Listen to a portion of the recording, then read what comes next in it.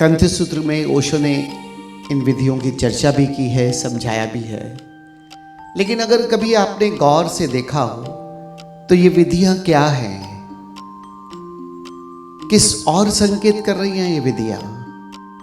कुछ विधियां हैं सांस की, कुछ है प्रेम की, भक्ति की, कुछ है ध्यान की, जागृति की। ये अलग अलग भगवान शिव के द्वारा दी हुई विधियां, इसको समझो तो ये और कुछ नहीं, हमारा एक दिन या हमारे दिन कैसे गुजरते हैं, अलग अलग हिस्सों की चर्चा है ये।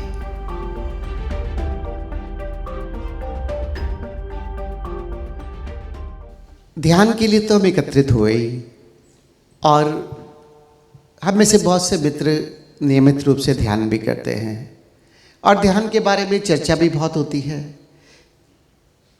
सदगुरु भी पॉडकास्ट में इतना समझाते हैं, यूट्यूब भी भरा हुआ है। लेकिन आज मैं थोड़ा सा विचार उस तरफ देना चाहता हूँ जहाँ बार बार हमसे चूक होती है, और वो है जीवन शैली की। भगवान शिव ने माँ पार्वती को हजारों वर्ष पहले ध्यान की विधियां दी। तंत्र सूत्र में ओशो ने इन विधियों की चर्चा भी की है, समझाया भी है। लेकिन अगर कभी आपने गौर से देखा हो तो ये विधियां क्या हैं, किस और संकेत कर रही हैं ये विधियां। कुछ विधियां हैं सांस की, कुछ है प्रेम की, भक्ति की, कुछ है ध्यान की, जागृति की। ये अलग अलग भगवान शिव के द्वारा दी हुई विधियां, अगर संक्षेप में इसको समझो तो ये और कुछ नहीं, हमारा एक दिन या हमारे दिन कैसे गुजरते हैं, अलग अलग हिस्सों की चर्चा है ये। ओशो ने इसे बहुत सुंदर तरीके से कहा। कुछ तो ध्यान विधियां ओशो ने हमें दी, डायनामिक, कुंडली, नाद ब्रह्म, विपस्सना, ये सब विधियां तो हम करते रहते हैं। लेकिन जो बात ओशो ने और की कि हर चीज जागरूकता के साथ करो, उसका अर्थ क्या निकलता है। अगर ठीक से देखो तो जब आप हर कृत्य जागरूकता के साथ करने लगते हो तो आपका हर कृत्य विधि बन जाता है। लेकिन हम लोगों की जो आदत है, हमारा जो स्वभाव है कि जो सदगुरु ने विराट सागर हमें दिया, हम उसे छोटे से बर्तन में समेटना चाहते हैं। क्योंकि जितने छोटे से बर्तन में समेटेंगे, क्योंकि हमारे समझने की क्षमता भी उतनी है, उतना हम अपने आप से संतुष्ट हो सकते हैं कि हम अपने सदगुरु को समझ गए।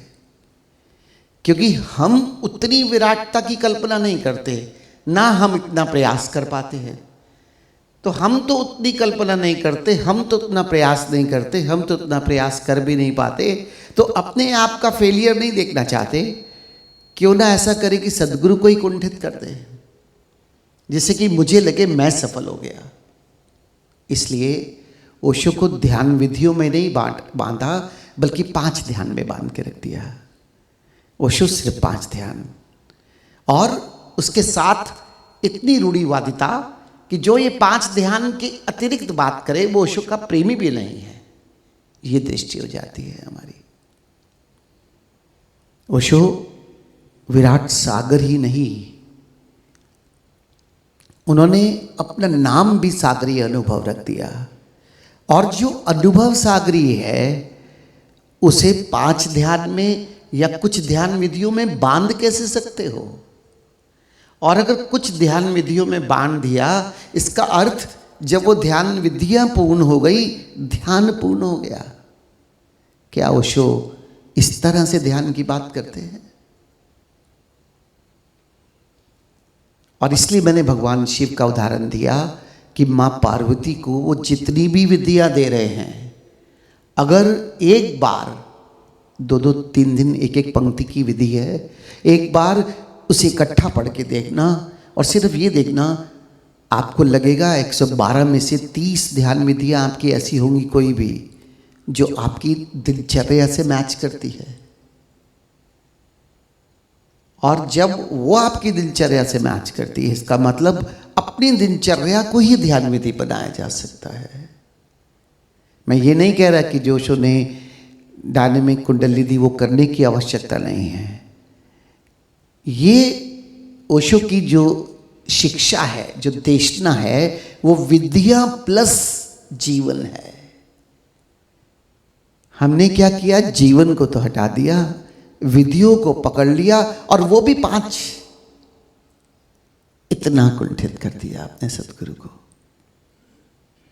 ओशो विराटता की बात करते हैं और हम एक गागर, एक बर्तन की बात करते हैं, उसमें ओशो को बांधते हैं।